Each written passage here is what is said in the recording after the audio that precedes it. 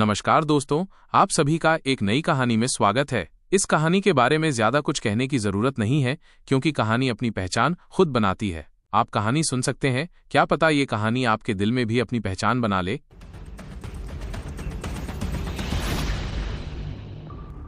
अधिकारी रुद्र, तेजस और आदर्श के जवाबों से संतुष्ट होकर उन्होंने कहा, ठीक आधे घंटे में तुम्हारी लड़ाई शुरू हो जाएगी। अगर तेजस जीत गया तो उसे स्वर्ण रक्षक के एलीट ग्रुप में शामिल किया जाएगा। अधिकारी रुद्र की ये बात सुनकर तेजस एकदम चौंक गया और बहुत खुश हुआ। सोचो, स्वर्ण रक्षक का एलीट बनना कितनी बड़ी बात थी। आमतौर पर सिर्फ कमाल के और ताकतवर योद्धाओं को ही स्वर्ण रक्षक के एलीट ग्रुप में लिया जाता था। जब आप स्वर्ण रक्षक एलीट बन जाते हैं तो आपको ढेरों चीजें और सुविधाएं मिलती हैं।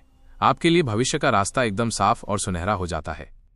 पहले अधिकारी रुद्र ने सबसे पहला स्थान पाने वाले को यह वादा किया था, पर जब आदर्श ने पहले 2 राउंड जीत लिए तो तेजस को लगा कि उसकी उम्मीद कम है। उसे लगा भले ही वो आखिरी लड़ाई जीत भी जाए, अधिकारी रुद्र उसे पहला स्थान नहीं देगा। पर सरप्राइज, किस्मत उसके साथ थी। अधिकारी रुद्र ने कहा कि अगर वो आदर्श को हरा देता है तो वो स्वर्ण रक्षक का एलीट बन सकता है। तो फिर तेजस भला खुश क्यों न होता। गनीमत थी कि उसे पुरानी आर्टिफैक्ट मिल गई थी। उस आर्टिफैक्ट की मदद से उसकी ताकत दोगुनी हो जाएगी और आदर्श को हराना उसके लिए मुश्किल नहीं होगा। इस समय सिर्फ तेजस ही नहीं बल्कि तेजस कबीले के सारे बड़े बुजुर्ग भी बेचैन थे। अगर तेजस स्वर्ण रक्षक का कुलीन बन जाता तो तेजस जनजाति को इस बड़े जंगल से बाहर निकलने में बहुत मदद मिलती। लेकिन अधिकारी रुद्र ने अपनी बात जारी रखी। यह सुनकर तेजस कबीले के बड़े और तेजस हैरान रह गए। उनका सारा जोश ठंडा पड़ गया और वे काफी देर तक कुछ बोल नहीं पाए। अधिकारी रुद्र ने कहा, इस आखिरी फाइट में आदर्श चाहे जीते या हारे, वो स्वर्ण रक्षक का कुलीन तो बनेगा ही, और अगर आदर्श जीत जाता है तो उसे किंगडम नाइट का टाइटल भी दिया जाएगा। किंगडम नाइट का टाइटल मिलेगा। इन शब्दों ने सबको चौंका दिया। हारने का मतलब था स्वर्ण रक्षक एलीट बनना। जीतने का मतलब था कि वो सिर्फ स्वर्ण रक्षक एलीट ही नहीं बनेगा बल्कि किंगडम नाइट भी बन जाएगा। वैभव दिव्य साम्राज्य में नाइट क्या होता था? ये सीधे दिव्य सम्राट के अधीन आने वाले खास लोग थे। कुलीन लोग 7 तरह के थे: राजकुमार, ड्यूक, मार्क्वेस, काउंट, विस्काउंट, बैरन और नाइट। वो शूरवीर यकीनन किंगडम नाइट ही था। भले ही किंगडम नाइट्स कुलीन वर्ग में सबसे आखिरी पद था, पर ऐसा मत सोचो कि इसकी कोई अहमियत नहीं थी। वैभव दिव्य साम्राज्य के सारे कुलीनों को शाही परिवार ने संत जैसा दर्जा दिया था। वैभव दिव्य साम्राज्य एक बहुत बड़ा देश था। वैभव दिव्य साम्राज्य को बनाने वाले सम्राट एक ऋषि थे, इसलिए उनके अधीन जितने इलाके आते थे उनका अंदाजा लगाना भी मुश्किल था। क्लाउड वाइल्डरनेस का ये बड़ा सा इलाका वैभव दिव्य साम्राज्य के उत्तरी हिस्से में बस एक दूर की जगह थी और इसकी कोई खास कीमत नहीं थी। जहां तक ताओ जनजाति की बात है, वे क्लाउड वाइल्डरनेस की कई जनजातियों में से एक थे। उनका इलाका सिर्फ 1000 मील का था। इतने बड़े साम्राज्य के लिए शाही परिवार से कुलीनता का टाइटल मिलना भी एक बहुत बड़ा सम्मान था। कुलीनता के टाइटल का इस्तेमाल फालतू की बातों में नहीं किया जा सकता था। बड़े जंगल में बसे किसी भी देश में कुलीनों और आम लोगों के बीच बहुत बड़ा अंतर था। पहले विक्रम के चमचे अक्सर कहते थे, विक्रम एक राज्य योद्धा बनेगा, और कर्कशा लियान व बाकी औरतें पूरे लियान कबीले में एक राज्य योद्धा की ताकत के बारे में खबरें फैलाती थीं। इससे लगता था कि विक्रम तुरंत एक राज्य योद्धा बन जाएगा, लेकिन असल में राज्य के चुनाव को पास करके एक राज्य योद्धा बनना एक बहुत बड़ा अंतर था। आमतौर पर किंगडम नाइट बनने के लिए किसी को लड़ाई में तारीफ के लायक काम करने होते थे। अगर तारीफ के लायक काम न भी हो तो भी उन्हें बेमिसाल हुनर दिखाना पड़ता था ताकि उन्हें सबसे बड़े पद से सम्मानित करने से पहले उन पर ध्यान दिया जा सके। स्वर्ण रक्षक का ही उदाहरण ले लो। 99% स्वर्ण रक्षक योद्धाओं को कोई टाइटल नहीं मिला था। उनकी हैसियत एक आम आदमी जैसी थी, कुलीन जैसी नहीं। यहां तक कि स्वर्ण रक्षक के 1000 घरों के प्रमुख के रूप में अधिकारी रुद्र खुद भी सिर्फ एक टेस्ट किंगडम नाइट था। इसका मतलब है कि कुलीनता की रैंकिंग में आदर्श अधिकारी रुद्र के बराबर होगा।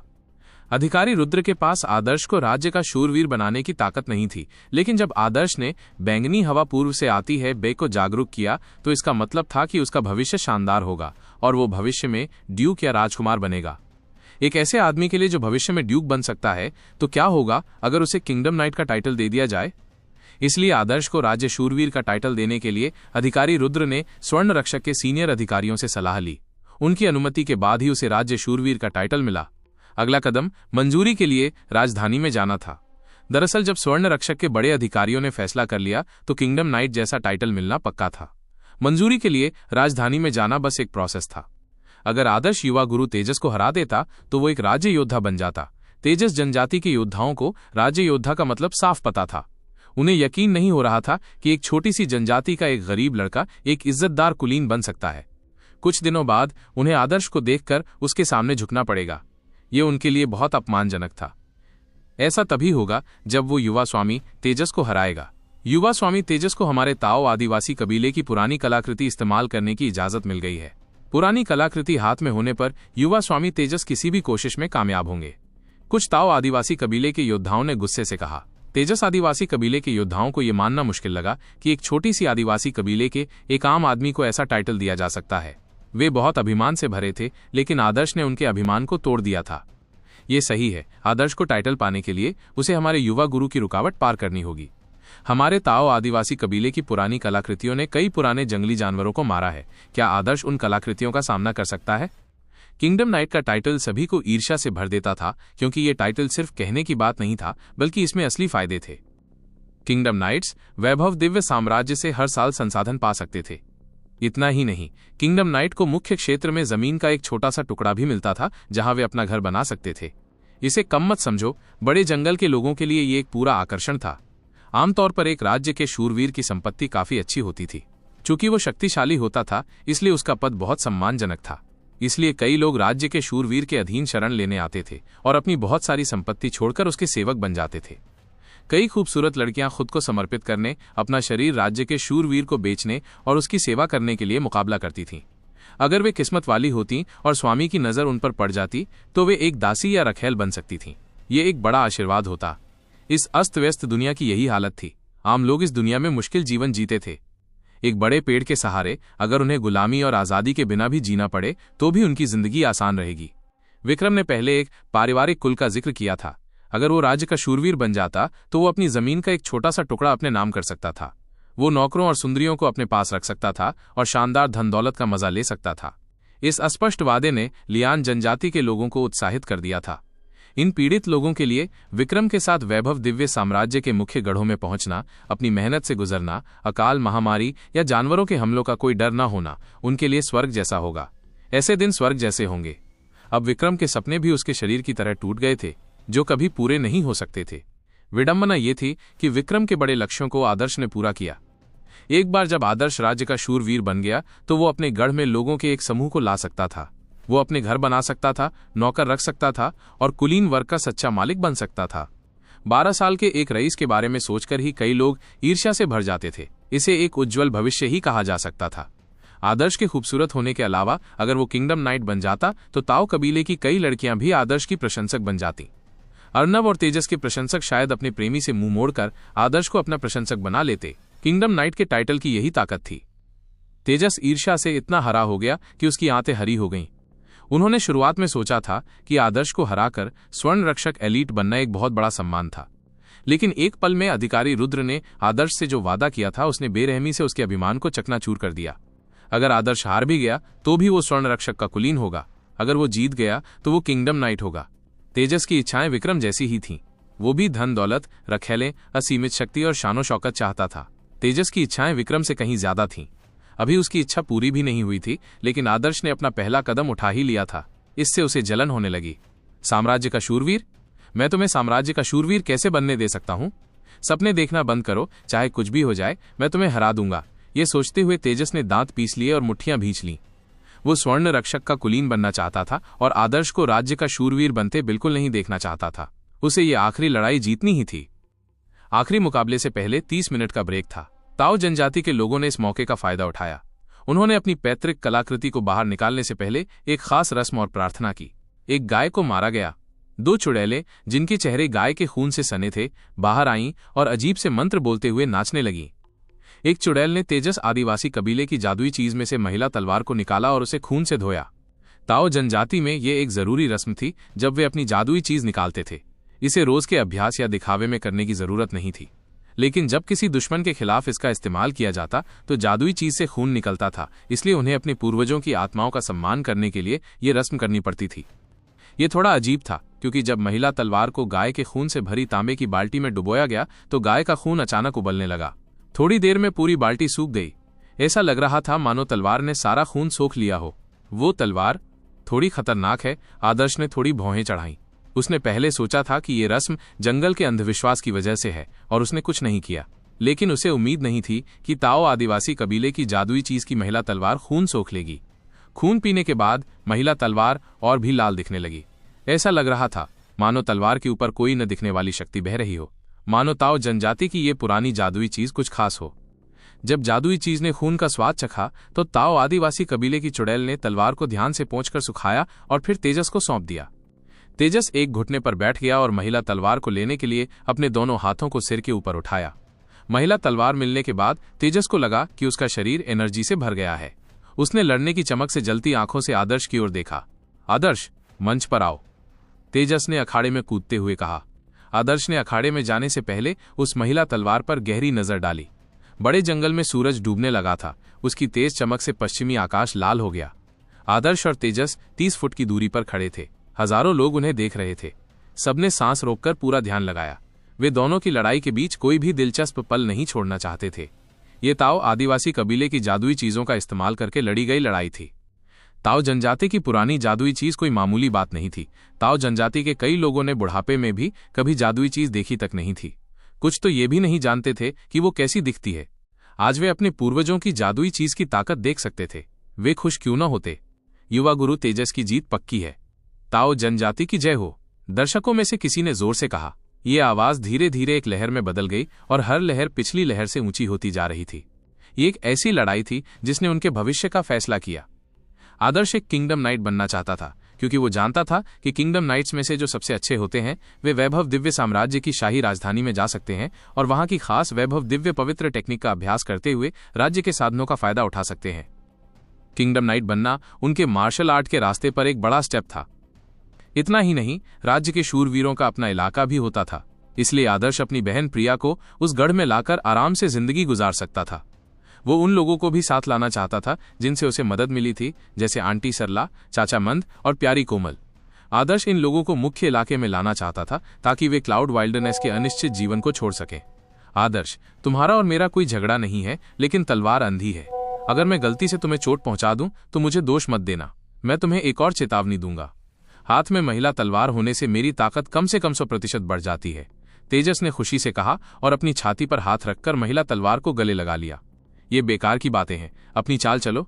ये शब्द कहने पर आदर्श ने तेजस की जादुई चीज की महिला तलवार के साथ खाली हाथों से लड़ने के लिए अपनी बाहें खोल दी। रेगिस्तानी हवा आदर्श के कपड़े उड़ा रही थी। आदर्श के शरीर और उसके आभा ने कई लोगों की आंखों पर गहरी छाप छोड़ी। ताओ जनजाति की कुछ लड़कियों का मन अचानक बदल गया जब उन्होंने आदर्श को इस तरह देखा। बड़े जंगल की लड़कियां वीरों की पूजा करती थीं। उनकी नजर में आज का आदर्श एक नायक था।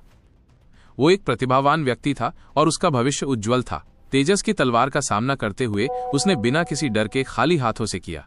इस आत्मविश्वास ने उन लड़कियों के दिलों को छू लिया। उन्होंने आदर्श की पीठ की ओर देखा और कुछ के चेहरे लाल हो गए और उनकी धड़कनें तेज हो गईं। ऐसा लग रहा था कि अगर आदर्श तेजस को हरा देता है तो अगर उन्हें आदर्श की दया मिल जाती है तो वे उसके पीछे पीछे राज्य के शूरवीर के इलाके में जा सकती हैं और उस भयानक और खतरनाक बड़े जंगल से बच सकती हैं। आदर्श की पूरी जिंदगी सेवा करना कोई बुरी बात नहीं थी। तेजस को इन लड़कियों के मन की बात पता नहीं थी। अगर पता होता तो वो गुस्से से पागल हो जाता। उसने बस आदर्श का आभा मंडल बढ़ता हुआ महसूस किया और एक गुर्राहट के साथ उसने जिस महिला तलवार को गले लगाया था वो म्यान से बाहर आ गई। क्लैंग! तेजस के हाथों में महिला तलवार ऐसे उड़ी मानो वो जिंदा हो। तेजस आदर्श को हराने के लिए बेचैन थी। समय मानो ठहर गया हो, क्योंकि हजारों लोग तेजस के हमले को देख रहे थे। उसका शरीर अचानक परछाई की एक लाइन जैसा दिखा और लोगों को केवल उसके कदमों की आवाज और हवा में तलवार के वार की आवाज सुनाई दे रही थी। महिला तलवार रेगिस्तानी हवा को चीरती हुई आगे बढ़ रही थी। हवा इतनी तेज थी कि लोग साफ देख नहीं पा रहे थे। कितनी तेज तलवार! हम युवा मास्टर तेजस की तलवार भी नहीं देख सकते। इसे कैसे टाला जा सकता है? जब कोई व्यक्ति मुट्ठियों की बजाय तलवार से हमला करता है तो इससे हमले की रेंज, हमला करने की शक्ति और हमले की स्पीड भी बढ़ जाती है। तलवार के वार और मुट्ठी के वार के बीच स्पीड का अंतर बहुत ज्यादा था। वाह! तेजस तेजी से आदर्श के सामने आ गया था और उसकी महिला तलवार सीधे आदर्श के गले पर जा लगी थी। अगर ये तलवार लग जाती तो आदर्श का गला कट जाता। अगर स्वर्ण रक्षक का डॉक्टर भी पास में होता तो भी उसे बचाना मुश्किल था। लोग चिल्लाने लगे, लेकिन आदर्श शांत रहा। उसने पहले भी स्वर्ग की 9 रहस्यमय तलवारें देखी थीं। कल रात उसने ज्योति की स्वर्ग की 9 रहस्यमय तलवारें पूरी तरह से देखी थी। ज्योति की तलवारबाजी के सामने तेजस की स्वर्ग की 9 रहस्यमय तलवारें का जिक्र भी नहीं किया जा सकता था। हालांकि आदर्श ने ज्योति की तलवार को कभी नहीं अपनाया था, फिर भी वो तेजस की तलवारबाजी की कमियां देख सकता था। ये कोई प्रॉब्लम नहीं थी। ठीक उसी समय जब तेजस आदर्श का गला काटने ही वाला था, आदर्श अचानक पीछे हट गया और जानलेवा वार से बच निकला। तलवार की नोक आदर्श के गले से 1 इंच से भी कम दूरी पर थी। तेजस इस बात से खुश नहीं थी कि आदर्श ने बहुत शांत तरीके से उसके पहले हमले को चकमा दे दिया और तुरंत दूसरे हमले का जवाब दिया। वो स्वर्ग की 9 रहस्यमय तलवारों में से तूफान के फूल वाली पोजीशन का इस्तेमाल कर रहा था। जब इस पोजीशन का सबसे ज्यादा अभ्यास किया जाता था तो तलवार एक सांस में 100 से ज्यादा वार कर सकती थी। तेजस उस लेवल तक तो नहीं पहुंच पाया, लेकिन वो कुछ दर्जन तलवारें तो चला ही सकता था। दूर से तेजस की तलवारें रोशनी का एक शानदार शो लगती थीं। स्वर्ग की 9 रहस्यमय तलवारें जब दिखाई जाती हैं तो शरीर में पानी को घुसने से रोक सकती हैं। शरीर के चारों ओर तलवार की किरणें और तलवार की एनर्जी मिलकर एक सेफ्टी बाउंड्री बनाती हैं। तेजस इसी स्टेज के शुरुआती दौर में था। जब इस घनी तलवार की किरणों ने आदर्श को घेर लिया तो आदर्श का शरीर परछाई में बदल गया, जिसे लोग समझ नहीं पाए। ये वही भ्रम था जो आचार्य वेदांत ने हाथी निगलने की टेक्निक का प्रदर्शन करते समय दिया था। उन्हें नहीं पता था कि आदर्श क्या करतब दिखा रहा है, लेकिन उन्हें बस इतना महसूस हुआ कि अखाड़ा परछाइयों से ढका हुआ था। तलवार की किरणें और परछाइयां चकाचौंध करने वाली थीं, लेकिन इसमें कोई शक नहीं था कि तेजस की तलवारें हमला करने में नाकाम रही थीं। एक तलवार चलाने वाले ने तेज बारिश जैसा हमला किया था, जबकि दूसरा खाली हाथों से बच रहा था। साफ था कि कौन बेहतर था। तेजस का चेहरा लाल हो गया। वो जानता था कि आदर्श से मुकाबला कड़ा होगा, इसलिए उसने आदर्श के खिलाफ जादुई चीज का इस्तेमाल करने की इजाजत मांगी थी। लेकिन उसे नहीं पता था कि आदर्श से लड़ना उसकी उम्मीद से कहीं ज्यादा मुश्किल होगा। उसने कई सालों तक तलवारबाजी का अभ्यास किया था, जहां उसकी तलवार मानो उसका ही एक हिस्सा थी। फिर भी वो आदर्श की आस्तीन को छू भी नहीं सका। तेजस, घबराओ मत। तेजस के पिता की आवाज उसके कानों में पड़ी। वो समझ गए कि उनका बेटा आदर्श का सामना करने से घबरा रहा था। मुझे पता है पिताजी, चूंकि उसके पास इतनी ताकत है, मेरे पास जादुई चीज की ताकत इस्तेमाल करने के अलावा कोई चारा नहीं है। हालांकि तेजस घमंडी और अभिमान से भरा था, लेकिन वो मूर्ख नहीं था जो आदर्श की ताकत को न पहचान सके। वो जानता था कि विक्रम से लड़ाई के दौरान आदर्श में अभी भी बहुत सी छुपी हुई शक्तियां हैं। फिर भी तेजस में आदर्श को हराने का आत्मविश्वास था, क्योंकि वो जादुई चीज की एनर्जी उधार ले सकता था। तेजस, क्या तुम्हें यकीन है? तेजस के पिता चिंतित थे, क्योंकि जादुई चीज की एनर्जी का उपयोग करना कोई मामूली बात नहीं थी। तेजस ने कोई जवाब नहीं दिया, क्योंकि उसने खुद को सीने पर मारा था। पुआ। तेजस ने अपने मुंह का खून महिला तलवार पर थूक दिया, और महिला तलवार पहले जैसी हो गई जब उसने गाय का खून सोख लिया था। उसने तेजस का खून सोख लिया और जल्द ही लाल और डरावनी हो गई। इस नजारे ने दर्शकों को मंत्रमुग्ध कर दिया।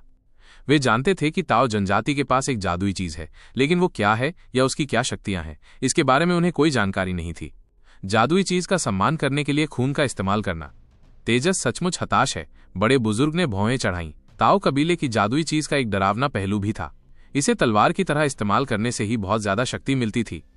ताओ जनजाति की पुरानी जादुई चीजों की सबसे बड़ी शक्ति का इस्तेमाल करने के लिए उन चीजों को खून से सींचना जरूरी था, और ये सबसे ज्यादा असरदार तब होता था जब खून तलवार चलाने वाले का होता था। लेकिन जादुई चीज को पोषण देने के लिए इस्तेमाल करने वाले के खून का उपयोग करने से उसकी खुद की युवान क्यूई को बहुत नुकसान होगा। इस खून की रस्म से तेजस को ठीक होने में लगभग आधा साल लग सकता है। तेजस जैसे युवा योद्धा के लिए आधा साल का समय बहुत कीमती था। तेजस ने अपना दांव लगा दिया था। यदि वो नहीं जीतता तो ये उसके लिए बहुत बड़ा झटका होता। बज। जब महिला तलवार ने खून पी लिया तो पूरे इलाके में एक तेज आवाज फैल गई। ताओ जनजाति के लोग हैरान रह गए। उन्हें नहीं पता था कि ताओ आदिवासी कबीले की जादुई चीज को खून पिलाए जाने के बाद ऐसा नजारा दिखेगा। हालांकि खून से ताकत पाने वाली एक पुरानी जादुई चीज डरावनी लग रही थी, लेकिन उसकी ताकत पर कोई शक नहीं था। जादुई चीज की आवाज से ही इसका अंदाजा लगाया जा सकता था। यह नजारा देखकर आदर्श के चेहरे के हाव भाव बदल गए। शुरू में उसके लिए तेजस को हराना आसान था, लेकिन जब तेजस ने उस डरावनी तलवार पर खून की रस्म का इस्तेमाल किया तो कुछ बदल गया।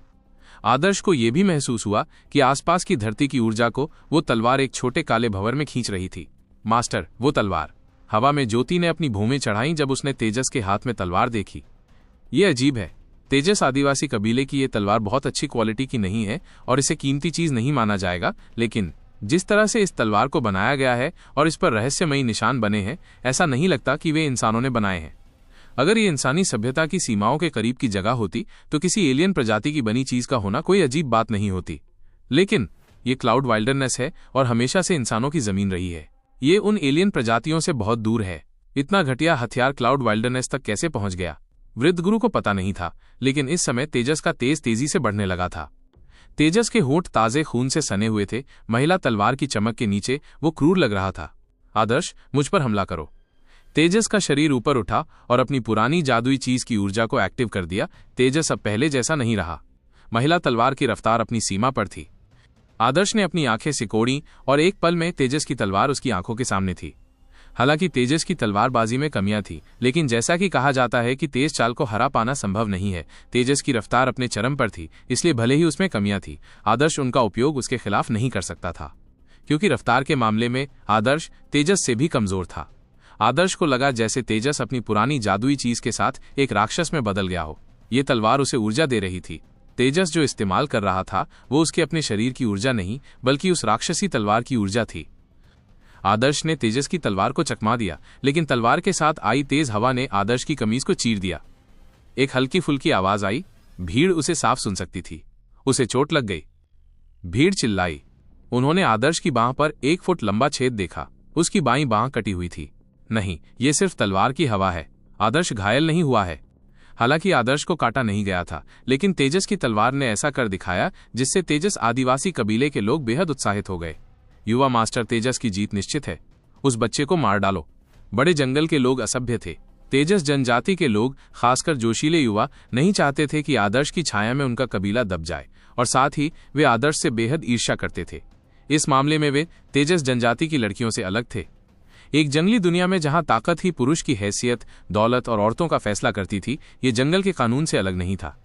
जो पुरुष किसी बाहरी व्यक्ति से अपने इलाके को खतरा महसूस करते थे, वे उस बाहरी व्यक्ति के साथ दुश्मनी का व्यवहार करते थे, और तेजस उन जानवरों के बीच का प्रमुख अल्फा भेड़िया था। अपनी बाईं आस्तीन कटी हुई देखकर आदर्श की आंखें गंभीर हो गईं। तेजस सचमुच बहुत ज्यादा शक्तिशाली हो गया था। उसने चकमा दे दिया। अगली बार मैं तुम्हारा हाथ काट दूंगा, तेजस ने ताना मारा। अचानक उसका दाहिना हाथ एक तेज झंझनाहट की आवाज के साथ हिला। महिला तलवार द्वारा हवा को दबाया गया और एक विस्फोट के साथ नीली हवा की लहरें आदर्श की ओर उड़ी। तलवार की ऊर्जा, अखाड़े के बाहर किसी ने चिल्लाकर कहा। तेजस ने एक दिन पहले अपनी तलवारबाजी का प्रदर्शन करते हुए तलवार की ऊर्जा छोड़ी थी, इसलिए लोगों के मन में तलवार की ऊर्जा की गहरी छाप पड़ी, और आज तेजस ने तलवार की ऊर्जा को फिर से इतना छोड़ा कि वो दिखाई देने लगी। ये शक्ति और रफ्तार पिछले दिन की तुलना में कहीं ज्यादा थी। आदर्श की आंखें छोटी हो गईं और वो चकमा देने लगा। आदर्श ने समय रहते तलवार की ऊर्जा को चकमा दे दिया, लेकिन इस समय तेजस पहले ही आदर्श के सामने आ चुका था। अपनी तेज रफ्तार से वो आदर्श के सामने मानो टेलीपोर्ट हो गया था। उसका क्रूर चेहरा आदर्श की आंखों में झलक रहा था। इस समय आदर्श तलवार की ऊर्जा से बचकर हवा में था। अब उसके पास बचने का कोई रास्ता नहीं था। तलवार की ऊर्जा का इस्तेमाल करके आदर्श को उसकी कमजोरी दिखाने पर मजबूर करना, पलक झपकते ही आदर्श के सामने प्रकट होना और उस पर जानलेवा वार करना घटनाओं की एक अद्भुत सीरीज थी।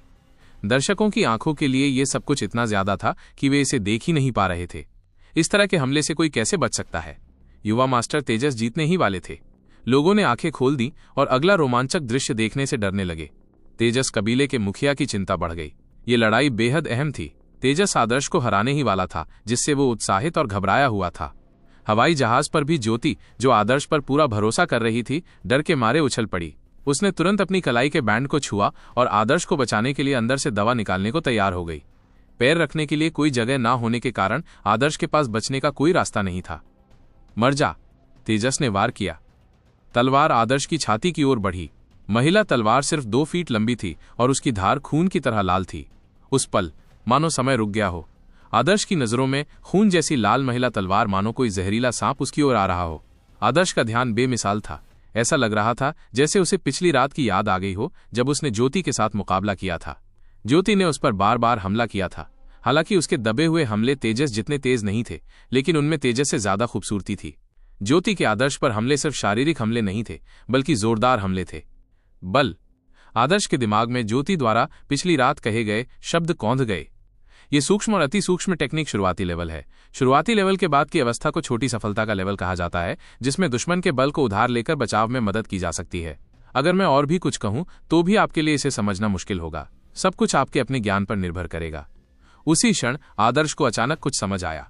तेजस के हमले का सामना करते हुए आदर्श ने जोर से अपना शरीर घुमाया और लाल खून वाली तलवार आदर्श की नाक को छू गई। 1 इंच से भी कम दूरी से आदर्श उसे चकमा दे गया था। हवा में उड़ते आदर्श के पास उतरने के लिए कोई जगह नहीं थी, फिर भी वो किसी तरह बच निकला। लोगों को ऐसा लग रहा था जैसे वो तेजस की तलवार की ऊर्जा से उड़ा हुआ पत्ता हो। पूरा तेजस कबीला दंग रह गया। तेजस कबीले के मंच पर तेजस कबीले के मुखिया, बड़े बुजुर्ग और अन्य लोग दंग रह गए। उनके माथे पर पसीना दिखाई दे रहा था। वे लंबे समय तक जीवित रहे थे और उन्होंने बहुत सी किताबें पढ़ी थीं। उनके पास तेजस से कहीं ज्यादा ज्ञान था। वे जानते थे कि आदर्श की ये चाल क्या थी। सूक्ष्म गतिशीलता। यह है सूक्ष्म गतिशीलता का हुनर। तेजस कबीले के मुखिया की आवाज कांप उठी। पहले यह था बैंगनी हवा पूर्व से आती है, फिर यह था सूक्ष्म गतिशीलता का क्षेत्र। एक 12 साल के बच्चे में यह सब कैसे हो सकता है? तेजस जनजाति के मुखिया 60 साल के थे। समारोह के लिए उन्होंने तेजस जनजाति की खास पोशाक पहनी हुई थी, लेकिन उनकी हैरान कर देने वाली प्रतिक्रिया के कारण उनकी पोशाक थोड़ी गंदी हो गई थी। मुखिया जी, सूक्ष्म गतिशीलता क्या है? हर आदिवासी बुजुर्ग इस चीज के बारे में नहीं जानता था, इसलिए उन्होंने जिज्ञासा से पूछा। सूक्ष्म गतिशीलता को पाकर कोई भी अपने दुश्मन के हमलों से बचने के लिए बहुत छोटे छोटे मूवमेंट, चालें का इस्तेमाल कर सकता है। सूक्ष्म गतिशीलता को समझने वाला योद्धा कई तरह के बचाव के तरीके अपना सकता है, एक अधेड़ उम्र के व्यक्ति ने कहा। वो तेजस के पिता थे, जो तेजस जनजाति के सबसे युवा और बड़े योद्धा थे। सूक्ष्म गतिशीलता होने से न सिर्फ चकमा देना आसान होगा, बल्कि वो दुश्मन के पास भी रह सकेगा। इसलिए पलटवार करना और भी आसान होगा। इसलिए सूक्ष्म गतिशीलता जानने वाले विरोधी बेहद खतरनाक होते हैं। और सूक्ष्म गतिशीलता में भी शुरुआती अवस्था, छोटी सफलता का चरण, बड़ी सफलता का चरण होता है। फिलहाल आदर्श तेजस के हमलों से बचने के लिए बल उधार ले रहा है। इसे सूक्ष्म गतिशीलता का छोटा सफलता का चरण माना जाता है, अधेड़ उम्र के व्यक्ति ने परेशान चेहरे के साथ कहा। वह सूक्ष्म गतिशीलता के बारे में जानता था क्योंकि उसने कई साल पहले इसका ध्यान से अध्ययन किया था, और चूंकि उसने इसका अध्ययन किया था इसलिए उसे पता था कि यह कितना मुश्किल है। लेकिन अब एक 12 साल का बच्चा जिसने सूक्ष्म गतिशीलता की छोटी सी सफलता का प्रदर्शन किया था, उसके बेटे का विरोधी था। वह चिंतित कैसे न होता? तेजस और आदर्श के बीच का अंतर बहुत ज्यादा था। महिला तलवार की ऊर्जा एक्टिव सक्रिय करने के बाद भी वो आदर्श के सामने कुछ भी नहीं था। इस समय हवाई जहाज पर वृद्ध गुरु ने आदर्श की चालें देखें और हंसते हुए बोले, ये बच्चा आदर्श वाकई अच्छा नहीं है। साफ तौर पर दूसरों को धमका रहा है। सिर्फ इसलिए कि उसमें सूक्ष्मता है, वो दूसरों को धमका रहा है। ये ठीक नहीं है, लेकिन फिर मुझे ये पसंद है। वृद्ध गुरु के पास खड़ी ज्योति हंस पड़ी। वो जानती थी कि आदर्श ने आज जो सीखा है वो उसके भविष्य के लिए बहुत उपयोगी होगा। इसलिए बेहतर यही होगा कि जब तक हो सके उस भावना में डूबे रहा जाए। लेकिन अगर ऐसा ही चलता रहा तो वो तेजस के आत्मविश्वास को चकनाचूर कर देगा। ज्योति तेजस के बारे में अच्छा नहीं सोचती थी। जब भी वे दोनों मुश्किल से मिलते थे, ज्योति ने देखा कि तेजस की नजरें उस पर शोषण करने वाली आक्रामकता से भरी होती थीं। ज्योति इस बात से नाराज नहीं थी। दरअसल तेजस जैसे तुच्छ और छोटे व्यक्ति के लिए वो ज्योति के ध्यान के योग्य नहीं था। ज्योति हैरान थी क्योंकि क्लाउड वाइल्डरनेस के तथाकथित युवा स्वामी दुनिया की विशालता को नहीं जानते थे। उन्हें नहीं पता था कि कुएं में मेंढक होने का क्या मतलब होता है। उन्हें नहीं पता था कि वे प्राचीन कुलों से कितनी दूर हैं। ज्योति के प्रति तेजस का आक्रामक व्यवहार हंसी का पात्र था। पुराने समय से पिछड़ापन और अज्ञानता ऐसे जुड़वा जोड़े रहे हैं जो कभी एक दूसरे का साथ नहीं छोड़ते। क्लाउड वाइल्डरनेस भी ऐसा ही था। अगर तेजस को ज्योति के विचार पता होते तो वो टूट जाता। वो बहुत ही घमंडी इंसान था। जवानी की वजह से उसने कभी बाहरी दुनिया नहीं देखी थी। तेजस के शब्दकोश में नहीं शब्द का कोई अस्तित्व ही नहीं था। लेकिन तभी उसकी मुलाकात आदर्श से हुई, जो एक युवक था, उससे 2 साल छोटा था, लेकिन आदर्श उससे अधिक शक्तिशाली था। तेजस हारना नहीं चाहता था। उसने अपना खून बहाया था और जादुई चीज की ऊर्जा को सक्रिय करने के लिए अपनी साधना में पीछे की ओर खिसकने का खतरा उठाया था। लेकिन बदले में उसे जो परिणाम मिला वो ये था कि उसका विरोधी उसे अपने मूवमेंट स्किल, चलने फिरने की तकनीक को ट्रेन करने के लिए उपयोग कर रहा था। इससे तेजस का बहुत ज्यादा अभिमान चकनाचूर हो गया। तेजस ने एक पागलपन भरी दहाड़ लगाई। तलवार पकड़े हुए हाथ की नसों में खिंचाव आ गया। उसकी तलवार पूरी ताकत से लहराई गई, फिर भी वो आदर्श को नहीं मार सका। सबकी आंखों के सामने, तेजस जनजाति के हजारों लोगों के सामने, उसके पिता, दादा और तेजस जनजाति के बड़े लोग, स्वर्ण रक्षक के बड़े लोगों के सामने उसे 1-2 साल छोटे बच्चे द्वारा चढ़ाया गया जिसके पास बदला लेने का कोई रास्ता नहीं था। वो सचमुच पागल हो रहा था। उस पर आदर्श पर हमला करने का दबाव डाला गया। आदर्श पर हमला करने के लिए वो अपने जीवन के 20 साल देने को तैयार था। लेकिन सच्चाई कड़वी है। आदर्श की चालें पानी की तरह तरल थीं और तेजस को अपनी ताकत कमजोर होती महसूस हो रही थी। ये महिला तलवार खून से चलने वाली तलवार थी। तेजस द्वारा तलवार पर छिड़के गए खून से मिली शक्ति खत्म हो चुकी थी। तेजस की चीख दिल दहला देने वाली थी। उसका दिल मानो फट गया हो। उसके नथुनों से खून की 2 धाराएं किसी घूमते हुए सांप की तरह बह निकली। एक तो गुस्से के कारण उसका हृदय आहत हो गया था, दूसरे पहले हुए खून की रस्म के कारण उसे चोट पहुंची थी जिससे उसका रक्त प्रवाह अस्थिर हो गया था। तेजस रुक गया। वो गहरी सांसें ले रहा था और उसकी नाक से खून बह रहा था। अपने पूरे जीवन में तेजस ने कभी भी खुद को इस तरह शर्मिंदा नहीं किया था। आदर्श, क्या तुम मुझ पर सीधा हमला करने की हिम्मत कर सकते हो? तेजस की आंखें खून की तरह लाल थीं। उसने हमला नहीं किया क्योंकि उसे पता था कि इसका कोई असर नहीं होगा, लेकिन तेजस हार मानने को तैयार नहीं था। वो एक बार आदर्श पर सीधा हमला करना चाहता था। अगर नहीं तो आज का अनुभव हमेशा के लिए उसके जीवन का एक बुरा सपना बन जाएगा। आखिरी उपाय के तौर पर उसे उकसाना पड़ा। तेजस जिस हाथ से तलवार पकड़े हुए था वो कांप रहा था। वो गुस्से से आदर्श को घूर रहा था। आदर्श की आंखें अभी भी बंद थी। वो अभी भी उस सीख में डूबा हुआ था जो उसने पहले प्राप्त की थी। अपने मूवमेंट को शुरुआती लेवल से लेकर सूक्ष्म गतिशीलता के छोटे सफलता के चरण तक ले जाने के लिए आदर्श को बहुत सी चीजों को समझने और पचाने की जरूरत थी। वो अभी भी अपनी ही दुनिया में डूबा हुआ था और तेजस की बातें सुन नहीं पा रहा था। दरअसल उसके आसपास जो कुछ भी हो रहा था वो अब जरूरी नहीं रहा। वो कोई नियम नहीं, कोई आकार नहीं, कोई शून्य नहीं, कोई मैं नहीं जैसी गहरी ध्यान की अवस्था में पहुंच गया था। लेकिन तेजस के नजरिए से आदर्श का यह व्यवहार पूरी तरह से अपमानजनक था। आदर्श, इतना घमंडी मत बनो। तेजस के चेहरे पर भयानक हाव भाव थे। वो गुस्से से पागल हो गया था। तेजस कबीले के आसपास के लोगों को भी यही लगा। ये बच्चा आदर्श बहुत घमंडी था। वो तेजस को पूरी तरह से कमजोर समझता था। तेजस ने अपनी आखिरी चुनौती दे दी थी। अगर तुम उसे स्वीकार नहीं करना चाहते तो भी कम से कम जवाब तो दो। आंखें बंद करने का क्या मतलब है? लेकिन उसी समय तेजस जनजाति की कुछ लड़कियां भी थीं जो आदर्श को सितारों की तरह चमकते हुए देखने लगीं। इन लड़कियों के चेहरे लाल हो गए थे। आदर्श बहुत अच्छा है, एक लड़की ने अनजाने में जोर से कहा। क्या तुम भी ऐसा ही सोचती हो? मैं भी, उसके बगल में खड़ी एक 14 साल की लड़की ने शर्माते हुए कहा। तेजस बहुत शक्तिशाली था, लेकिन आदर्श के सामने वो कुछ भी नहीं था। आदर्श ने तेजस को छुआ तक नहीं और तेजस की नाक से खून बह रहा था। यह अंतर बहुत बड़ा था। अगर आदर्श ने तेजस को छुआ होता तो तेजस अपनी पैंट में पेशाब कर देता।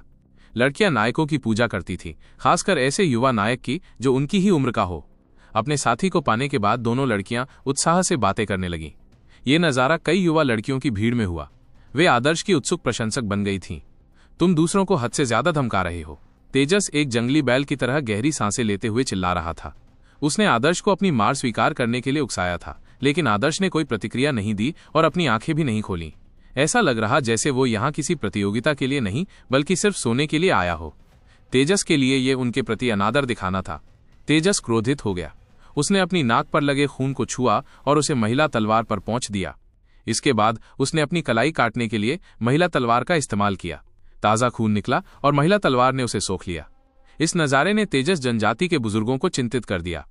तेजस, क्या तुम पागल हो गए हो? तेजस के पिता को अंदाजा हो गया था कि उनका बेटा लड़ाई हार जाएगा, लेकिन इस बार तेजस ने आखिरी मौका पाने के लिए अपने शरीर के खून का और भी ज्यादा इस्तेमाल किया।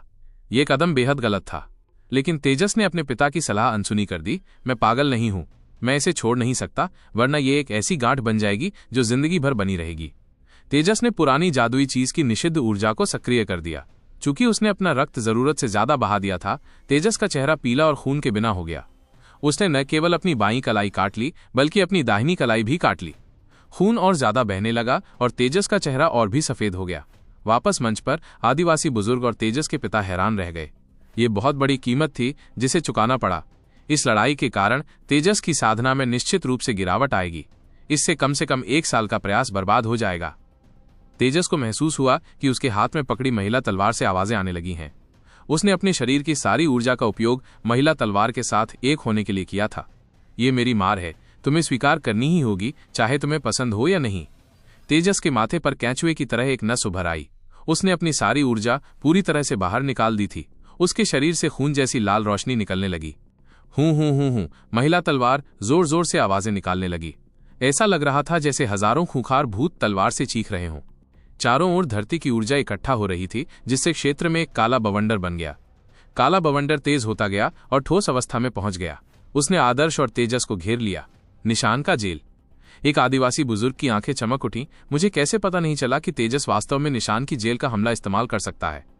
जब तेजस जनजाति को नरमादा तलवारों की जोड़ी मिली तो उन्हें एक तलवार मैनुअल मिला था जिसमें कई चालें शामिल थीं और निशान की जेल उनमें से एक था। नरमादा तलवारों से मिलने वाली ऊर्जा का उपयोग करके कोई भी अपने विरोधी को जेल में फंसा सकता था, जिससे उसका भागना असंभव हो जाता था। इससे विरोधी को तलवारबाज के हमले का सीधा सामना करने के लिए मजबूर होना पड़ता था। निशान की जेल का प्रयोग करके ये आदर्श की गतिविधियों को सीमित कर देता था, जिससे ये एक बहुत ही उपयुक्त चाल बन जाती थी। लेकिन निशान की जेल में बहुत अधिक ऊर्जा लगती थी, इसलिए इसे एक उच्च स्तरीय चाल माना जाता था। इसलिए कबीले के बुजुर्गों को लगा कि तेजस के साधना स्तर को देखते हुए उनके लिए इसका प्रयोग करना मुश्किल होगा। बहुत ज्यादा दबाव में कोई अपनी सीमा से आगे जा सकता है। पहले जब आदर्श ने सूक्ष्म गतिशीलता को समझा था तो दबाव में ही उसे ये समझ मिली थी। वर्तमान में तेजस भी उसी स्थिति में है, लेकिन उसे इसकी कीमत कहीं ज्यादा चुकानी पड़ रही है। आदर्श के दबाव में तेजस ने अपनी सबसे ज्यादा शक्ति का इस्तेमाल किया था, लेकिन ये सबसे ज्यादा शक्ति उसे महिला तलवार को खून पिलाने के लिए अपने रक्त का बहुत ज्यादा उपयोग करके मिली थी। ये हमेशा रहने वाली नहीं थी। एक बार जब उसका खून सूख जाता तो तेजस सामान्य हो जाता और गंभीर रूप से घायल भी हो जाता। उसे ठीक होने में काफी समय लगता। अपनी सीमाओं पर उसने जो सफलताएं हासिल की थीं वे भी खत्म हो जाती। शॉर्टकट और मुख्य मार्ग से सीखने के बीच यही अंतर था। तेजस के लिए निशान की जेल का इस्तेमाल करना पहले से ही मुश्किल है अगर उसने फिर से हमला किया। तेजस के पिता की आंखें चिंता से भरी थीं। तेजस ने खुद को अपनी पूरी सीमा तक धकेल दिया था। हूं। काली हवा तेज होती गई और आदर्श को घेर लिया। तेज हवा ने उसके कपड़े लगभग फाड़ दिए और कई बार तो ऐसा भी हुआ कि आदर्श के शरीर पर एक भूतिया पंजा उभर आया और उसके टखनों को जकड़ लिया। ये निशान की जेल का असर था। आदर्श पकड़ा गया है। भीड़ हैरान थी। ये भूतिया पंजा इस चौंकाने वाली लड़ाई में उलटफेर की उनकी आखिरी झलक थी। तेजस, जो दबा हुआ था, आखिरकार जीत गया। आदर्श, मेरा वार झेलो। तेजस की आंखें लाल हो गई थीं और उसका चेहरा लाल हो गया था। उसने अपने शरीर की बची हुई सारी ऊर्जा उस महिला तलवार में डाल दी थी। वेंग! महिला तलवार की आवाज निकली और तलवार से गहरे लाल रंग की चमक चमक उठी। ये एक लड़ाई की टेक्निक है, तेजस जनजाति के किसी व्यक्ति ने चिल्लाकर कहा। लड़ाई की टेक्निक साधना की टेक्निक से अलग होती है। साधना की टेक्निक का उपयोग शरीर को ट्रेन करने के लिए किया जाता था, जिससे योद्धा को सफलता प्राप्त करने में मदद मिलती थी। लेकिन मारने के लिए एक लड़ाई की टेक्निक का इस्तेमाल किया गया था। ये मारने की शक्ति की दृष्टि से खास था, क्योंकि साधना की टेक्निक लड़ाई की टेक्निक के सामने टिक नहीं पाती थी और अच्छी लड़ाई की टेक्निक धरती की ऊर्जा द्वारा तैयार और चलाई जाती थी। इसी प्रकार तेजस द्वारा इस्तेमाल की गई लड़ाई की टेक्निक में दुश्मन को मारने के लिए धरती की शक्ति शामिल थी। ये पुरानी जादुई चीज और साधना की टेक्निक के साथ मिली थी। इस लड़ाई की टेक्निक का उपयोग केवल पुरानी जादुई चीज के साथ ही किया जा सकता था। निशान की जेल के लिए भी यही बात लागू होती है। आदर्श को रोकने के लिए निशान की जेल का इस्तेमाल करना, फिर आदर्श पर हमला करने के लिए पुरानी जादुई चीजों की एक खास लड़ाई की टेक्निक का इस्तेमाल करना। तेजस आदिवासी कबीले के योद्धा की आंखें चमक उठी। जब तक आदर्श अपनी अजीब मूवमेंट टेक्निक का इस्तेमाल नहीं कर पाता, तब तक तेजस के जीतने की संभावना बनी रहती। हवा सभी दिशाओं में तेजी से बढ़ी, जबकि महिला तलवार गहरे लाल प्रकाश को चमका रही थी। अचानक तेजस हिल गया। महिला तलवार की प्रकाश किरणें एक उंगली जितनी मोटी लाल रेखा में बदलने लगी। ऐसा लग रहा था जैसे कोई तैरता हुआ सांप आदर्श की ओर उड़ रहा हो। रक्त लाल नरक। तेजस ने निशान की जेल और रक्त लाल नरक दोनों का प्रयोग करके अपनी क्षमता की सीमा तक खुद को धकेला। ये लड़ाई की टेक्निक महिला तलवार के लिए खास तौर पर बनाई गई थी, जिनमें महिला तलवार की बुरी शक्तियों का प्रयोग लड़ाई के लिए किया जाता था। ये हमला बड़े जंगल में किसी भी मामूली खून वाले योद्धा की सीमाओं से परे था। मामूली खून वाले क्षेत्र के सभी योद्धा केवल अजगर की पसली बाघ की हड्डी की मुट्ठी का अभ्यास करते थे, इसलिए इस अनोखे हमले ने उन्हें एक बिल्कुल नई दुनिया दिखाई। कदम आकर्षक और असरदार दोनों हो सकते हैं। हालांकि वे दूर थे, फिर भी लोग लाल सांप की क्रूरता और मारने की इच्छा को महसूस कर सकते थे। उनकी छाती में ठंडक महसूस हो रही थी और भौहें सुन्न हो गई थीं। ऐसा लग रहा था मानो वो लाल सांप उन पर हमला कर रहा हो। ऐसा भयानक कदम सचमुच 1000 साल पुराने तेजस कबीले का था। उस पुरानी जादुई चीज में बहुत शक्ति थी। लोगों को यह भी शक था कि शुरुआती लेवल का बैंगनी रक्त योद्धा इस रक्त लाल नरक हमले का सामना करने में सक्षम नहीं हो सकता है। केवल अजगर की पसली बाघ की हड्डी की मुट्ठी का अभ्यास करके वे अपने खाली हाथों से ऐसी खतरनाक लड़ाई की टेक्निक का सामना कैसे कर सकते थे। लोग आदर्श को घूर रहे थे। वे जानते थे कि आदर्श भी अजगर की पसली बाघ की हड्डी की मुट्ठी का अभ्यास करता है और सिर्फ इसी साधना की टेक्निक के साथ वो अपने खाली हाथों से तलवार का विरोध कैसे कर सकता है। मौत निकट आते देख आदर्श ने अचानक अपनी आंखें खोली। उसने तेजस की एक बहुत ही ताकतवर, तेज आभा महसूस की। ये रक्तलाल हमला असाधारण था।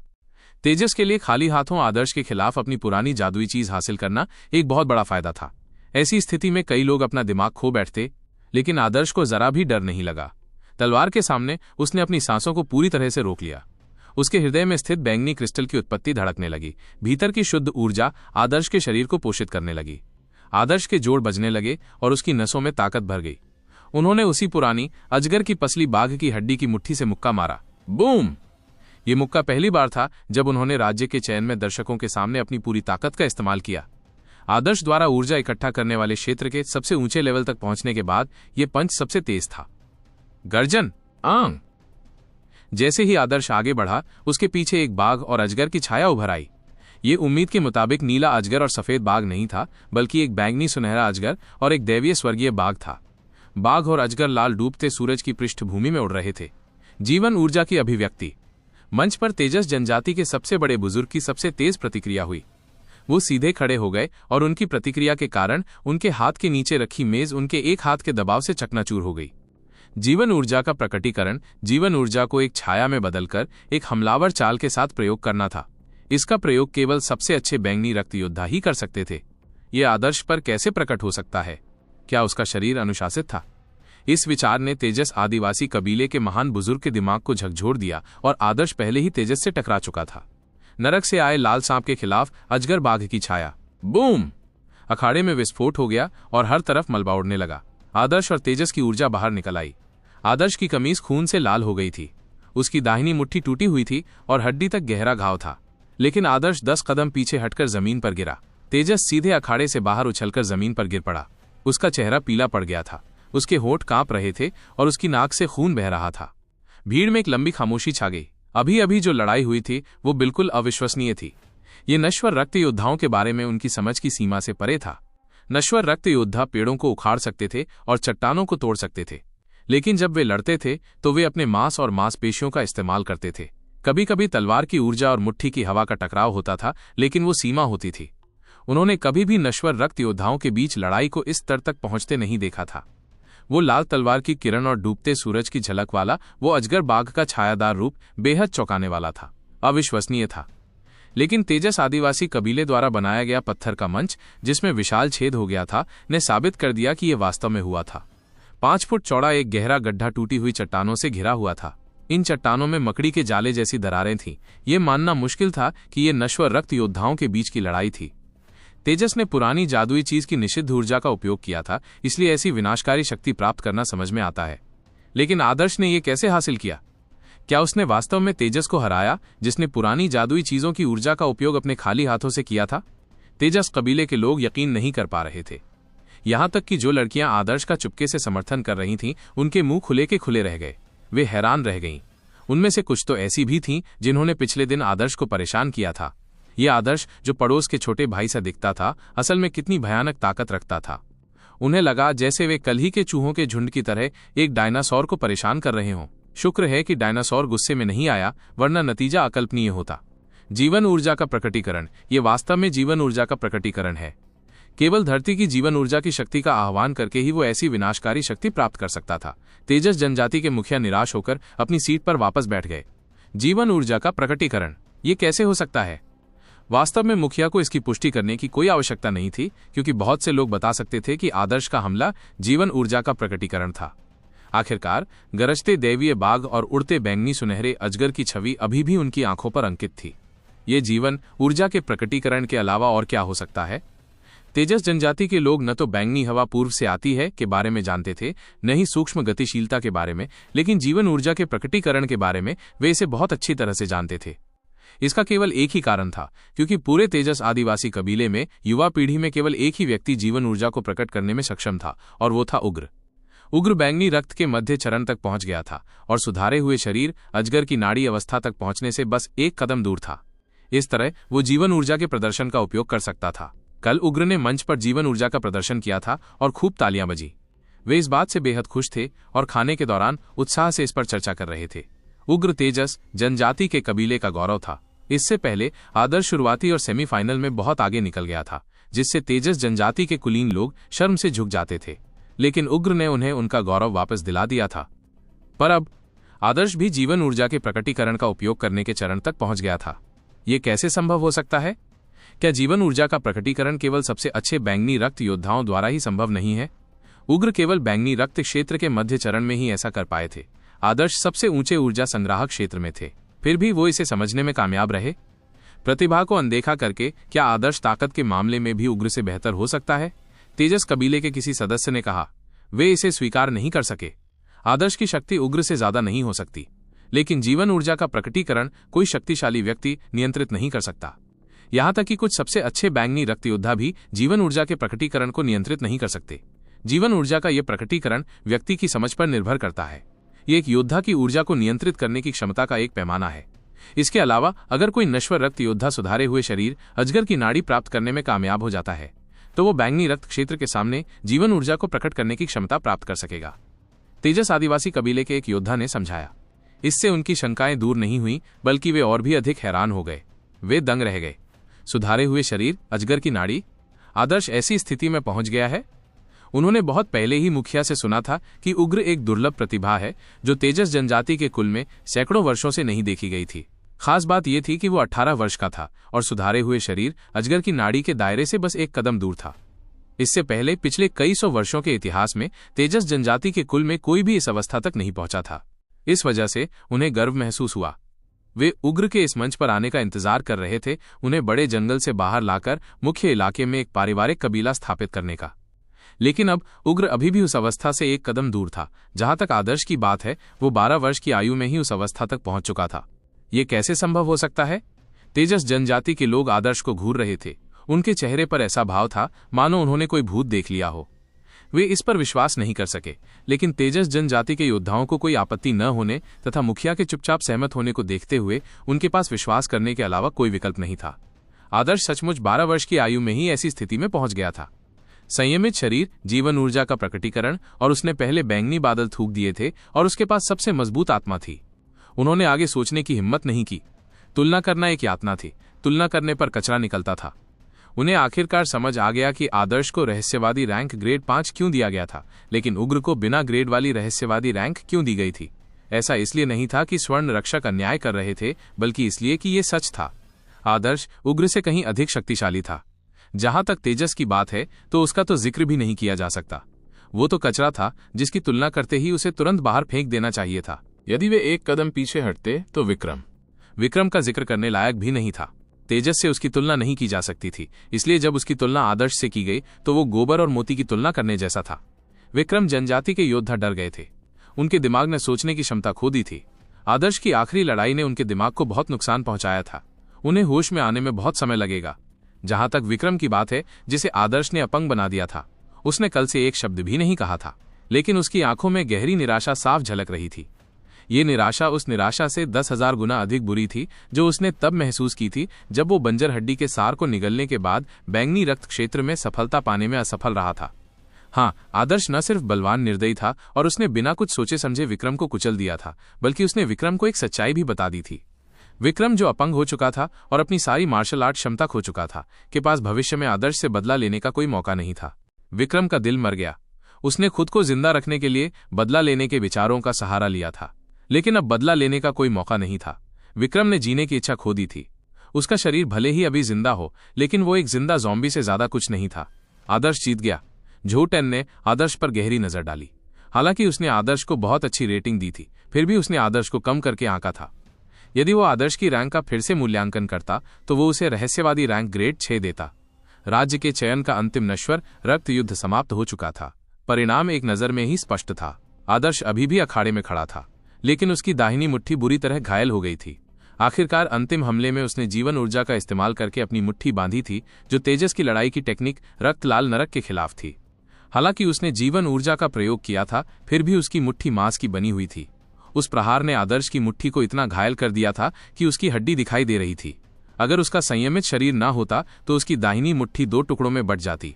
बेशक तेजस और भी ज्यादा घायल हो गया था, सिर्फ आदर्श के मुक्के से ही नहीं, बल्कि उस खून से भी जो उसने महिला तलवार को खिलाने में बर्बाद किया था। वो उसे 1 साल में भी ठीक नहीं होने देगा। डॉक्टर को बुलाओ। तेजस जनजाति के मुखिया ने हाथ हिलाया। उसने आंखें बंद कर लीं, क्योंकि अब वो और कुछ नहीं देख सकता था। खैर, जो भी हो, तेजस एक युवा कुलीन व्यक्ति था जिस पर कबीले ने भारी मात्रा में संसाधन खर्च किए थे। वो उन गिने चुने लोगों में से एक था जो तेजस कबीले को बड़े जंगल से बाहर निकाल सकता था। भले ही वो घायल हो गया हो, फिर भी उन्हें उसका इलाज करने के लिए अपनी सबसे अच्छी दवाओं का उपयोग करने की आवश्यकता थी। मुखिया चिंतित थे। इस हमले के बाद तेजस के लिए ये एक बहुत बड़ा सदमा होगा। रक्त और साधना की हानि के साथ क्या उनके जैसा स्वाभिमानी व्यक्ति इस मुश्किल से बच पाएगा? क्या वो इस वजह से कभी फिर से उठ खड़ा होगा? तेजस जनजाति के सबसे अच्छे डॉक्टर एक भारी बक्सा लेकर आए। उस बक्से में तेजस जनजाति के जड़ी बूटी पर्वत से प्राप्त कई जड़ी बूटियां थीं। उनमें जिनसेंग, नॉटवीड और ल्यूसिडस की प्रचुर मात्रा थी, जो सभी 100 साल से भी ज्यादा पुरानी थीं। उन्होंने कंजूसी नहीं की और सब कुछ इस्तेमाल के लिए निकाल लिया। ये महंगी जड़ी बूटियां थीं। यही एकमात्र पहलू था जिसके आधार पर वे आदर्श के प्रति कृपालु हो सकते थे। उनका तेजस कबीला संसाधनों से समृद्ध था। आदर्श भी घायल था, लेकिन उसका इलाज इतनी अच्छी जड़ी बूटियों से नहीं किया गया था। उसकी दाहिनी मुट्ठी बुरी तरह घायल हो गई थी। उसकी हड्डी और नसें पुरानी जादुई चीज से कट गई थीं। अगर वो कोई सामान्य व्यक्ति होता तो उसकी मुट्ठी अपंग हो जाती। योद्धाओं के लिए ये कोई समस्या नहीं होती, लेकिन फिर भी इसे ठीक करना मुश्किल होता। बूढ़े डॉक्टर ने हांफते हुए डिब्बा नीचे रख दिया। उसे मार्शल आर्ट नहीं आता था और बुढ़ापे के साथ साथ उसकी हालत हवा में बुझती मोमबत्ती जैसी थी। बूढ़े डॉक्टर ने तेजस का हाथ पकड़ लिया। उसने तेजस की नाड़ी टटोलनी शुरू की और जल्द ही झुर्रियों से भरा उसका चेहरा सिकुड़ गया। तेजस की नाड़ी बहुत तेज थी। बूढ़े डॉक्टर को लगा कि तेजस को ठीक कर पाना लगभग नामुमकिन है। झोटेन ने हाथ हिलाकर स्वर्ण रक्षक के डॉक्टरों को मदद का संकेत दिया। स्वर्ण रक्षक के पास कई जीवन रक्षक दवाएं थीं, लेकिन ये सिर्फ मौत को रोक सकती थीं। ये खून की कमी को पूरा नहीं कर सकती थीं। दरअसल खून की पूर्ति करने वाली दवाएं अनमोल थीं। ये कई बंजर हड्डी के अवशेषों से भी ज्यादा महंगी थीं। अगर स्वर्ण रक्षक के पास ऐसी कोई दवा होती भी तो वे राज्य के चयन में किसी प्रतियोगी पर इसका इस्तेमाल नहीं करते। तो स्वर्ण रक्षक डॉक्टर ने जो निकाला वो बस सामान्य दवाइयां थीं। चाहे आदर्श हो या तेजस, उन्हें बस चोटें लगी थीं और उनकी जान को कोई खतरा नहीं था। इसलिए स्वर्ण रक्षक डॉक्टर जल्दी में नहीं थे। अचानक लोगों को हवा में मुलायम कपड़ों के लहराने की आवाज सुनाई दी। जब उन्होंने सिर उठाया तो देखा कि सफेद कपड़ों में एक लड़की हवाई जहाज से नीचे उतर रही है।